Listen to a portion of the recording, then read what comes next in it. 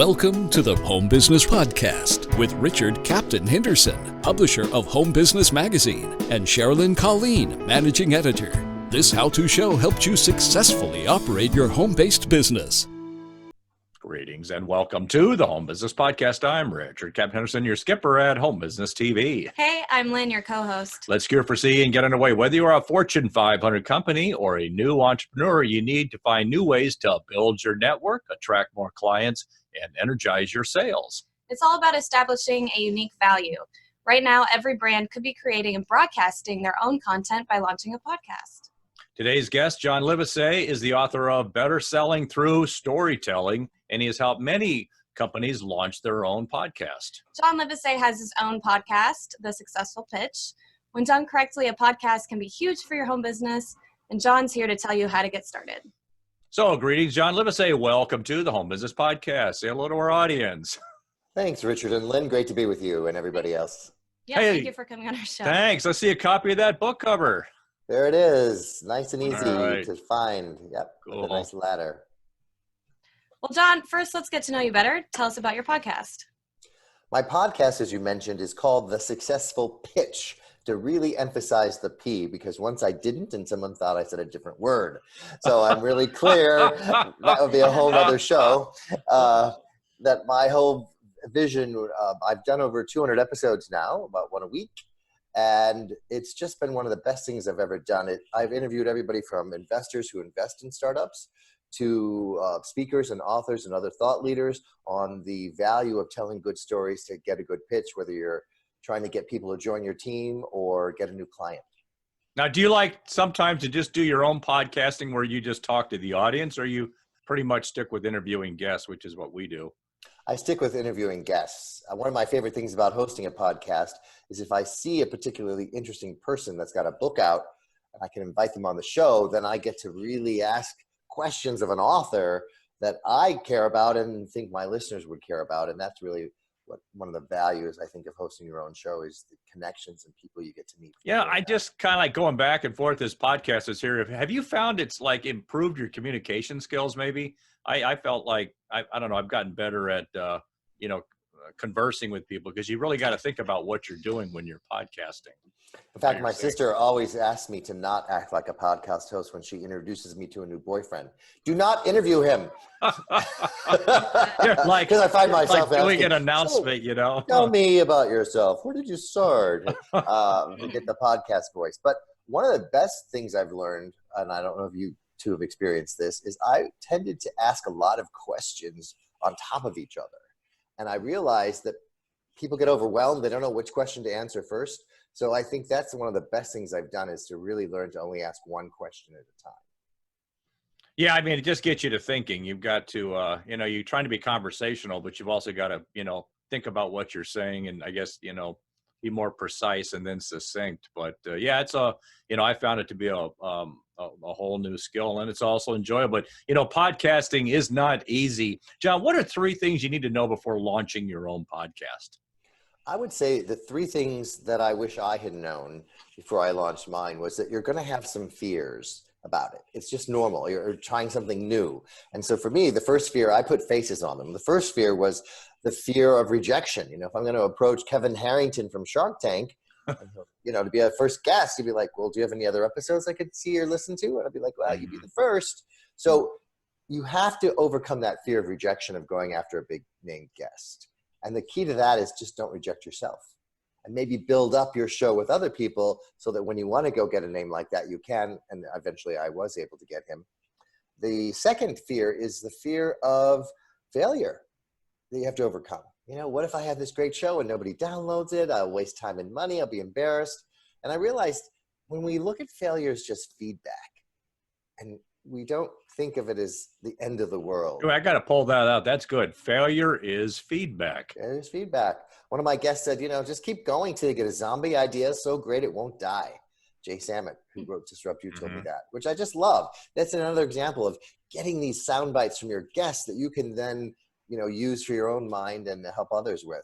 And then finally, for me, this was really the thing that almost stopped me, Lynn and Richard, was the fear of the unknown. I didn't know what mic to buy. I certainly didn't know how to edit it. There's so much tech going into it that I thought, So I found someone that produces my podcast for me. So I would say that the fear of the unknown is don't go it alone. Did you try to just do a lot of things initially yourself and just through trial and error figure it out?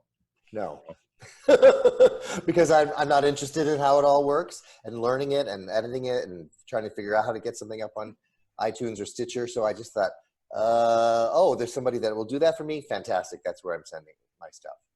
That is a smart move. We made a lot of mistakes, and I think I would have been good to use your advice here because, for example, I really didn't understand how it worked, and I was late to syndicating it. Through I think, which is a really important thing you've got to do is find a good platform to syndicate from. So, I mean, that's really wise for the average person. This is above their pay grade, and you really do need to reach out and get some support to help you with this. Well, I'm a firm believer of figure out what your really excellent and your genius is and spend your time doing that. Because for me, my genius, what I love doing is helping people become storytellers, especially as a sales tool. So if I spend 1 hour giving a keynote talk to a company on how to do that, and the money I get from that 1 hour will pay for many, many hours of someone to produce my podcast for me. Mm-hmm. So that's how I justify that. Same thing with, I don't do my own taxes. It's tax season either. I pay a CPA to do it. I, pay someone to clean my place. All of those things, it's just a mindset. I don't cut my own hair, right? I go to somebody who's an expert at it. And that's some good cautionary advice because some of these platforms, they try to make it look like it's, self-service and easy. Mm-hmm. And, you can just, figure out how to do it. But, you're stepping into a minefield. And you've got to be careful about finding where that boundary is, where you need to hand it off to somebody else who can free you up to do like you're talking about, mm-hmm. what you're really good at. And that comes down to, what are you generating, your most income from per hour. Exactly. And also don't be afraid to call your skill your genius, and that because it's something you love to do and it comes easily to you. And therefore, sometimes a lot of us dismiss it as, oh, well, it can't be worth anything. Doesn't everybody know how to do this? And that's not the case. And when you find that, focus as much time as possible on that and your business takes off. So for rookies, how can you create a bond with your listeners and guests during an interview and use that bond to grow your future success? Well, one of the number one things you can do if you're interviewing an author is read their book. You'd be amazed. I remember when I interviewed someone and he said, wow, I could really tell you read my book. You asked specific questions. It's great to talk to a journalist that did that. And I'm like, who are you calling a journalist? And that was my first aha moment, that a podcast host is a journalist. So if you take the time to customize your questions and maybe you have a question about a specific thing you like from the book, it makes the guest feel like you really care. And I'm really big on the pre-chat conversation. Warm up the guests. Don't start cold with recording. Get a sense of who they are, where they are, and what's important to them. Did we do okay with that when we called you today? You sure did. You were both. We try. Really Sometimes we call people and it's kind of like, they seem like they're sort of irritated. They just click in and they want to get started right away. But what you're saying is, that would seem to be the thing. You got to warm up a little bit before it gets started. Yes. I'm a big believer of that. Because what you're doing as a guest is your piggyback on the relationship that the listeners have with the host. So the host needs to have some kind of rapport with the guest so that the listeners feel that they can trust the guest. Oh, yeah, that's true. So an important thing is to bring out, by building that rapport, you're building trust with the guest. Mm-hmm. Yes. Well, key benefit of podcasting is to build your brand. John, talk with us about how a podcast can help to build a business's brand. Well, for me, after I had several episodes under my belt, I took 10 of my favorite episodes and turned it into a book. So my podcast, The Successful Pitch, became my second book, The Successful Pitch. And that allowed me to get on television as the expert on how to ask for what you want and get a yes. And I was repurposing that content from my podcast, the transcripts, and I also do that on LinkedIn. So you're creating weekly content, as you said earlier, Lynn, how important that is. Was that an audio book you put together, or did you put it into a written or it's actual written book? Yeah, it was published and everything. And Now, my new book is on Audible with me narrating it. But if you haven't written a book before, or you want to repurpose your content from your podcast, Tim Ferriss did that with his podcast. And then if you have guests that have huge social media followings and you put them as one of the chapters in your book, they're going to promote the book because they're in the book.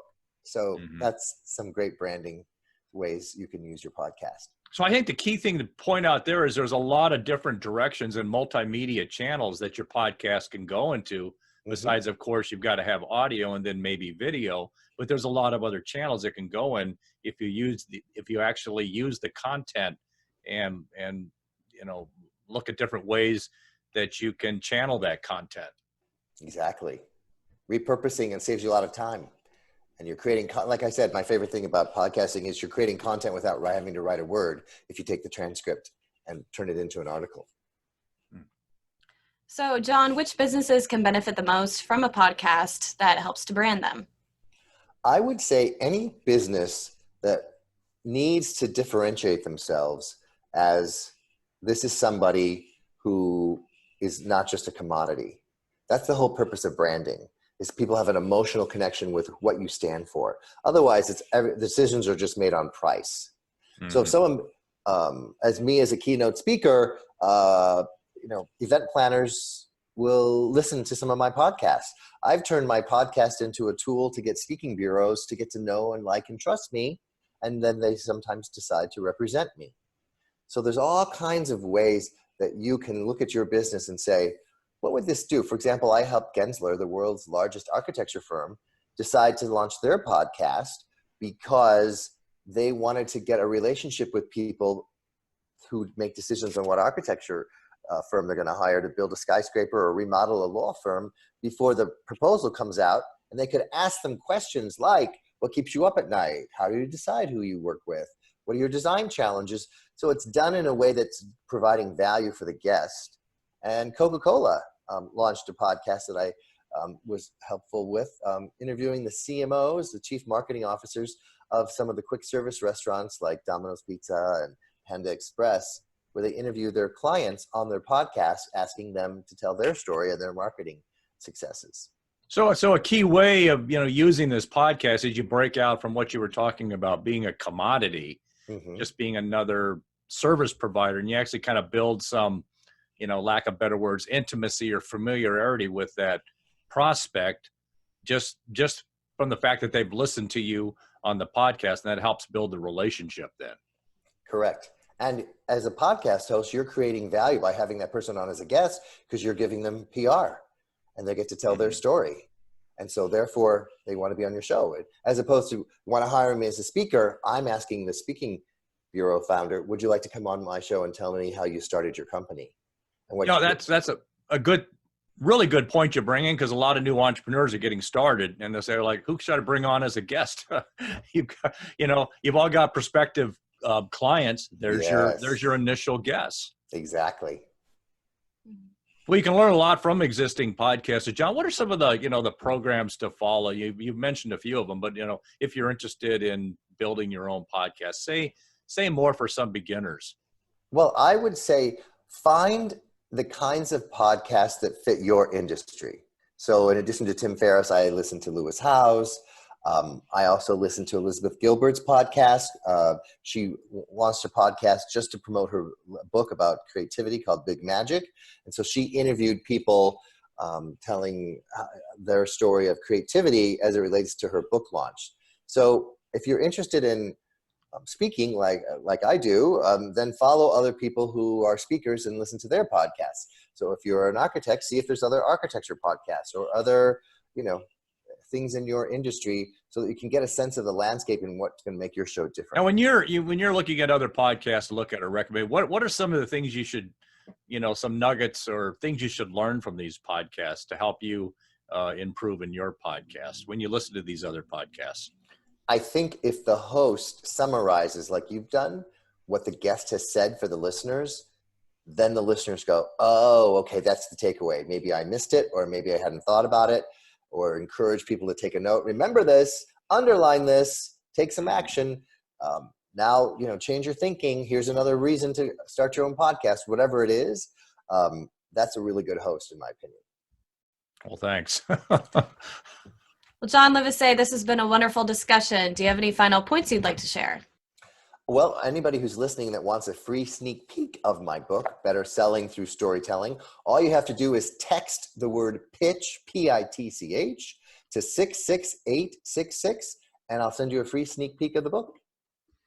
Well, none of us can go wrong by learning how to be better storytellers. Well, John Livesay, thank you for being such a great guest on the Home Business Podcast. Thank you. To learn more about John Livesay and his podcast, The Successful Pitch, visit johnlivesay.com or our podcast website for more information on guests. Thanks for joining us in this episode of the Home Business Podcast. Share your feedback with us on Facebook, Twitter, Instagram, and at our website, homebusinessmag.com. Visit the website for information on advertising, subscribe to our newsletter. Please visit our sponsors for more information. Visit homebusinessmag.com or the expo at homebusinessexpo.com. I'm Richard Captain Henderson saying anchors away. We'll talk with you soon. Until then, make it a great home-based biz day.